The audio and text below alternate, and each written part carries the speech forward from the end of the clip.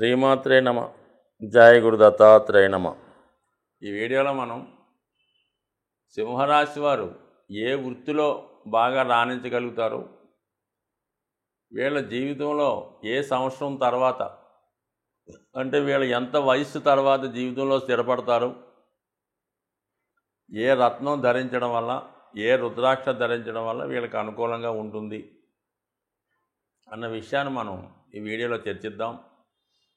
సింహరాశి అంటేనే ఒక విధంగా మరి అడవికి రాజు సింహం.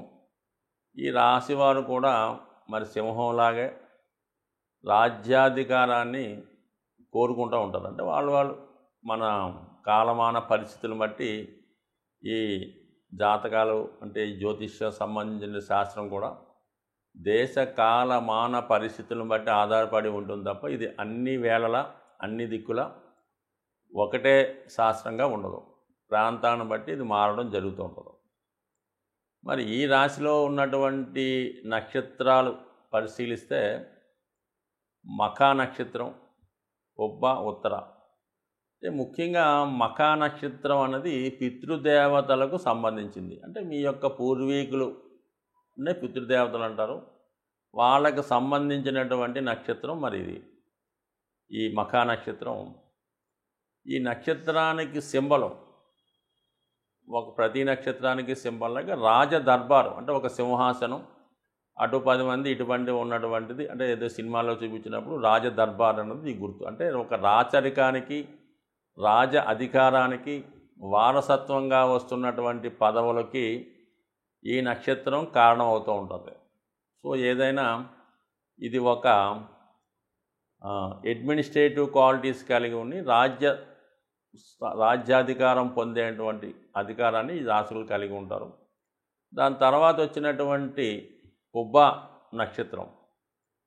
ఈ పుబ్బా నక్షత్రం వారికి ఎలా ఉంటుందంటే మనం సంపాదించింది అంటే పెద్దలు ఇచ్చింది కానీ, ఒక యుద్ధం ద్వారా నెగ్గిన రాజ్యాన్ని కానీ జాగ్రత్తగా ఏ విధంగా సంపాదించుకోవాలి, దాన్ని ఏ విధంగా జాగ్రత్త పరుచుకోవాలి, అలాగే మన యొక్క సంపదను ఏ విధంగా పొందాలి.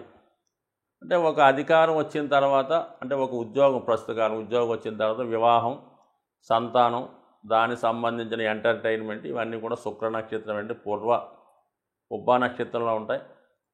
ఆ తర్వాత ఉత్తర మఖ, పుబ్బ, ఉత్తర నక్షత్రం కూడా అంటే పుబ్బ, ఉత్తర ఒకే నక్షత్రం 2 భాగాలుగా రావడం కనబడుతుంటుంది.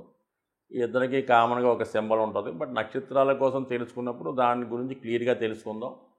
సింహరాశికి మెయిన్గా ఏంటంటే వాళ్ళకి అధికార కాంక్ష ఎక్కువగా ఉంటుంది. అధికారాన్ని నిలబెట్టుకోవడం కోసం ఎంత దానికైనా తెగిస్తూ ఉంటారు. అధికారం సంపాదించడానికి ఎంత ప్రయత్నం చేస్తారో దాన్ని నిలబెట్టుకోవడానికి, జాగ్రత్త పెట్టుకోవడానికి కూడా అంతే తాపత్రయ పడవలసి ఉంటుంది, అంతే కష్టపడవలసి ఉంటుంది. ఏమాత్రం అప్రమత్తంగా ఉన్నా వీళ్ళు సాధించిన సామ్రాజ్యం అవ్వచ్చు, ఒక పదవి అవ్వచ్చు, ఒక ఎస్టేట్ అనొచ్చు, దాన్ని ఇతరులు కొట్టేయడానికి రెడీగా ఉంటారన్నమాట. ఎవరో ఒకరు మీ వెనకాల ఉంటూ, మీ అనుచరులుగా ఉంటూ మిమ్మల్ని పడగొట్టి ఆ రాజ్యాన్ని అంటే మీ యొక్క అధికారాన్ని, వ్యాపార సామ్రాజ్యాన్ని వాళ్ళు కొల్లగొట్టే ప్రయత్నం చేస్తూ ఉంటారు. అందుకని నిరంతరం ఈ జాతకుడు జాగ్రత్తగా ఉండాలి. ఎట్టి పరిస్థితుల్లో కూడా ఎవరిని నమ్మకూడదు. ముఖ్యంగా మీ యొక్క రహస్యాలు ఎవరికి చెప్పకూడదు. మరి ఈ రాశి వారికి ఈ రాశిలో కేవలం రవి మాత్రమే స్వక్షేత్రం. మిగతా గ్రహాలకి ఈ రాశిలో ఎటువంటి అధికారం కూడా లేదంటే నీచ కానీ ఉచ్చ కానీ ఇంకోటి ఏది లేదు. కాబట్టి కేవలం అంటే ఇది రాజు సంబంధించినటువంటి క్షేత్రం. అక్కడ వేరే వాడు అధికారం చేస్తాడు. అందువల్ల ఇక్కడ రవే మెయిన్. కాబట్టి ఈ జాతకులు ముఖ్యంగా ప్రభుత్వ ఉద్యోగులుగా, ప్రభుత్వ అధికారులుగా రాణించే అవకాశం ఉంది. అలాగే రాజకీయ రంగంలో సాధారణ సర్పంచ్, వార్డు మెంబర్ దగ్గర నుంచి అత్యున్నత స్థాయి రాష్ట్రపతి వరకు కూడా ఈ రాశి యొక్క సంబంధం లేనిదే ఎట్టి పరిస్థితుల్లో కూడా అధికార పీఠాన్ని అధిష్ఠించే అర్హత ఉండదు. కనీసం ఏదో ఒక గ్రహం ఈ రాశిలో ఉండాలి. కనీసం లగ్నం అన్నా ఇక్కడ పడాలి, చంద్రరాశి అన్నా పడాలి, గురువు అన్నా ఉండాలి, శని అన్నా ఉండాలనుకుంటే ఏదో ఒకటి ఉంటే తప్ప అధికారం రాదు. ఏది ఉన్నా పర్వాలేదు కానీ దాన్ని బట్టి అధికారం వచ్చే అవకాశం ఉంది. అంటే ఇది నవగ్రహాల క్యాబినెట్లో ఇది కింగ్ ప్లేసు. అందువల్ల ఏంటంటే ఇందులో ఉన్నవాళ్ళు కంపల్సరీగా రాజకాంక్ష కలిగి ఉంటారు కాబట్టి గవర్నమెంట్ అధికారులుగా ఉంటారు, పొలిటీషియన్గా ఉండడం జరుగుతూ ఉంటుంది. సో ఇక దాని తర్వాత ఎక్కువగా ఏంటంటే వారసత్వంగా పెద్దవారు ఏదైతే వృత్తి చేస్తూ ఉంటారో ఆ వృత్తి కంటిన్యూ చేస్తూ ఉంటారు. అంటే అది ఇండిపెండెంట్గా ఉంటుంది. అది ఆయుర్వేద వైద్యమా, హోమియో వైద్యమా, హీలింగా, లేదంటే మామూలుగా చార్టెడ్ అకౌంటెంటా, ఏదన్నా సరే వారసత్వంగా వచ్చిన వృత్తులు వీళ్ళు కంటిన్యూ చేయడం జరుగుతూ ఉంటుంది. అంటే వీళ్ళే బాస్ తప్ప వీడి పైన ఇంకొకటి ఉండే అధికారం లేదు. సో అందువల్ల ఏంటంటే వీళ్ళు ఈ విధంగా మూడు ఒకటి చేస్తే స్వతంత్ర వృత్తి, లేదా పాలిటిక్సు, లేదా గవర్నమెంట్ ఉద్యోగం. అందుకే చాలామంది రాశిలో లగ్నంలో జన్మించినటువంటి పిల్లలు వీళ్ళు చిన్నప్పటి నుంచి కూడా ఒక అధికార హోదా చెలాయిస్తూ పెద్దవారు చెప్పిన మాట వినకుండా ఏదో ఉద్యోగంలో చేరకుండా పెద్దలు సంపాదించింది అనుభవిస్తూ తిరుగుతూ ఉంటారు. సాధారణంగా వీళ్ళు పుట్టడమే ఒక జమీందారీ కుటుంబంలోనూ, ఒక ప్రభుత్వ అధికారి సంతానంగాను, లేదంటే బాగా స్థిరపడినటువంటి కుటుంబంలో జన్మిస్తారు. చిన్నప్పటి నుంచి కూడా ఒక విధమైనటువంటి అలవాటు పడిపోవడం వల్ల ఒకరి కింద పని చేయకపోవడం, ఒకరు చెప్పిన మాట వినకపోవడం, ఈ కారణాల వల్ల ఏంటంటే వీళ్ళు చిన్న ఉద్యోగాలు చేయలేకపోతుంటారు. ఏదో ఒక పెద్ద ఉద్యోగం వస్తుందని దానికోసం ప్రయత్నం చేస్తూ ఉంటారు. ఏదో సివిల్స్ టార్గెట్ పెట్టుకుంటారు, లేదంటే గ్రూప్ 1 పెట్టుకుంటారు. దానికోసం 10 సంవత్సరాలన్నా ప్రయత్నం చేస్తూ ఉంటారు. ఈలోగా చిన్న ఉద్యోగంలో చేరరు. అంటే పెద్ద ఉద్యోగం రాదు, చిన్న ఉద్యోగం చేయరు. ఈ విధంగా కాలక్షేపం చేసి పుణ్యకాలం కాస్త గడిచిపోయిన తర్వాత ఇలా ఉన్న ఆస్తితో తృప్తిపడి జీవితాంతం కూడా ఒకరి కింద పని చేయకుండా, రూపాయి సంపాదించకుండా కేవలం ఇతరుల సంపాదన మీద ఆధారపడుతూ ఉన్నవాళ్ళు చాలామంది ఈ రాశిలో ఉండడం జరుగుతూ ఉంటుంది. అంటే అందరూ అలాగే ఉంటారని కాదు, బట్ ఏదైనా ఈ రాశి వారికి మరి ఇందాక మనం అనుకున్నటువంటి 3 వృత్తులు బాగా రాణిస్తాయి. అందువల్ల ఈ రాశి వారు కొద్దిగా ఈగో తగ్గించుకొని చిన్న స్థాయి ఉద్యోగంలో అయినా ప్రవేశిస్తే అదే ఆటోమేటిక్గా పెద్ద స్థాయి ఉద్యోగం వెళ్ళే అవకాశం ఉంది. అందువల్ల మేము కేవలం ఈ పెద్ద పోస్టే చేస్తాం, పెద్ద ఉద్యోగమే చేస్తాం ఎదురు చూస్తే మాత్రం నిరాశే మిగులుతుంది. కేవలం ఉన్నది కూడా మరి ఏ ఉద్యోగం రాకుండా ఇబ్బంది పడే అవకాశం ఉంది. కాబట్టి జాగ్రత్తగా వ్యవహరించడం మంచిది. అంటే వీళ్ళు మాత్రం జీవితంలో ఖాళీగా ఉంటే మాత్రం మంచిది కాదు. ఏదో పని చేస్తూ ఉంటేనే వీళ్ళు అభివృద్ధి రావడం జరుగుతుంటుంది. ఒకవేళ సంపాదించినా కూడా దాన్ని జాగ్రత్త పెట్టుకోవడానికి చాలా కష్టపడవలసి ఉంటుంది. సో ఏదైనా ఈ రాశి వారికి మరి నిరంతరం సూర్య భగవాని ఆరాధన, అలాగే ఆదివారం నియమంగా ఉండడం, నలుపు వస్త్రాలు ధరించకుండా ఉండడం మంచిది. ఎక్కువగా తెలుపు రంగు ధరించడం వల్ల బాగా అదృష్టవంతులు అయ్యే అవకాశం ఉంటుంది. అలాగే వాళ్ళకి కెంపు అనే ఉంగరం నెంబర్ 1గా పనిచేస్తుంది. దాని తర్వాత పగడాన్ని ధరించవచ్చు, కనక పుష్యరాగాన్ని కూడా ధరించవచ్చు. సో వాహనం కొనుక్కునేటప్పుడు నలుపు రంగు వాహనం తప్ప మిగతా కలర్స్ కూడా రాణిస్తాయి. అయితే వైట్ కలరు మరి అన్ని సంబంధించిన మిల్కీ వైట్, ఏ వైట్ అయినా అనుకూలించే అవకాశం ఉంటుంది. నిరంతరం వీరి జీవితంలో ఎంత ధర్మంగా ఉంటే జీవితంలో అంత అభివృద్ధి చెందే అవకాశం ఉంది. సాధారణంగా గ్రహాలు మనకి అనుకూలమైనటువంటి ఫలితాలు ఇవ్వాలంటే సూర్యగ్రహం యొక్క అనుగ్రహం తప్పనిసరిగా ఉండాలి.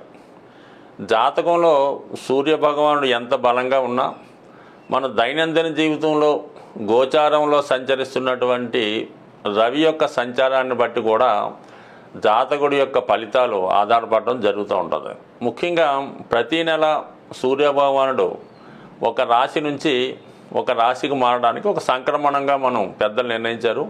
ముఖ్యంగా ఈ నెలలో ఏర్పడుతున్నటువంటి మకర సంక్రమణం, ఇది విశేషంగా అన్ని ప్రాంతాల వారు దీన్ని ఒక పండగలాగా, అంటే మకర సంక్రమణం నుంచి ఈ భోగి పండగ కనుమ ప్రారంభం అవడం జరుగుతూ ఉంటుంది. అంటే దీనికి మనకి ఉత్తరాయణ పుణ్యకాలం స్టార్ట్ అవుతుంటుంది.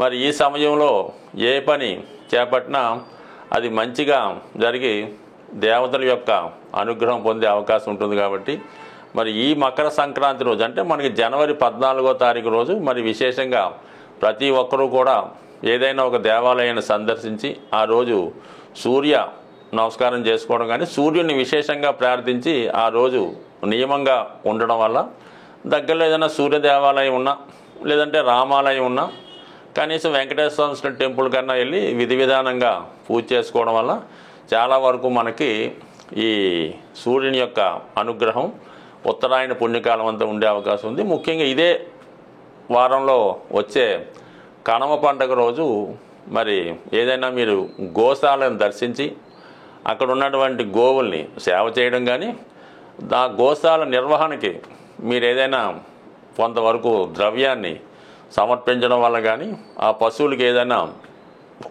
ద్రవ్యాన్ని, ఆహార పదార్థాలని, స్వీట్స్, బెల్లం వగైరా వగైరా ఇవ్వడం వల్ల అటు ఒక విధంగా లక్ష్మీ అనుగ్రహానికి పొందే అవకాశం ఉంది. ఇది సాధారణంగా గ్రామీణ ప్రాంతాల్లో ఈ కనుమ పండుగ రోజు రైతులు చేస్తూ ఉంటారు. ఏదైనా మరి ఈ పండగలో అటు అందరినీ సంతృప్తిపరచడం వల్ల అటు పితృదేవతలు కూడా సంతోషించే అవకాశం ఉంటుంది. కాబట్టి సాధ్యమైనంత వరకు మీకు తోచిన విధంగా ఏదో ఒక పుణ్య కార్యక్రమం, దైవ కార్యక్రమం చేపట్టడం, ఎక్కువగా సూర్యభగవాన్ని పూజించడం, మీ తండ్రి సమానమైన వ్యక్తులు, తాతగారు, తండ్రి గారు, పెద్దనాన్నకి ఎవరన్నా వారికి అంటే మీకు కలిగినంత విధంగా ఏదో ఒక ధనాన్నో వస్త్రాన్నో సమర్పించడం వల్ల చాలా మంచి ఫలితం లభిస్తుంది. ముఖ్యంగా బాగా ఎవరైతే ఆర్థిక పరంగా పరమ ఇబ్బందుల్లో ఉంటారో, అసలు ఏ పని కూడా చేయలేము, అసలు దేనికి కూడా తినడానికి కూడా తిండి లేదన్న పరిస్థితిలో ఎవరైతే, అంటే సాధారణంగా ఎవరు ఉండరు, ఉన్నవాళ్ళ పరిస్థితి ఏంటంటే మీకు సాధ్యమైనంత వరకు మీ తండ్రి సమానమైన వ్యక్తులకి ఒక మంచి చెప్పుల జత కొనివ్వండి వాళ్ళకి. అవి వాళ్ళు వాడే విధంగా మీరు చూడండి. ఈ విధంగా ఒక్కసారి మీరు ప్రయత్నం చేయండి. మీరు ఎంత దరిద్రంలో ఉన్నా దాని నుంచి బయటపడే విధంగా నేను చాలామందిని అనుభవపూర్వకంగా చూడడం జరిగింది. అంటే మీ తండ్రి గారు ఎంత గొప్పవారైనా, మీరు ఏ స్థాయిలో ఉన్నా వారికి మీరు ఒక మంచి ఖరీదైనవో మామూలువో చెప్పుల జత స్వయంగా వారికి ఇవ్వడం వల్ల, అవి వారు వాడటం వల్ల మీరు ఆ చెప్పులు అరిగిపోయేంత లోపల మీ యొక్క సర్వ దరిద్రాలు తీరిపోయే అవకాశం ఉంది. స్వస్తి.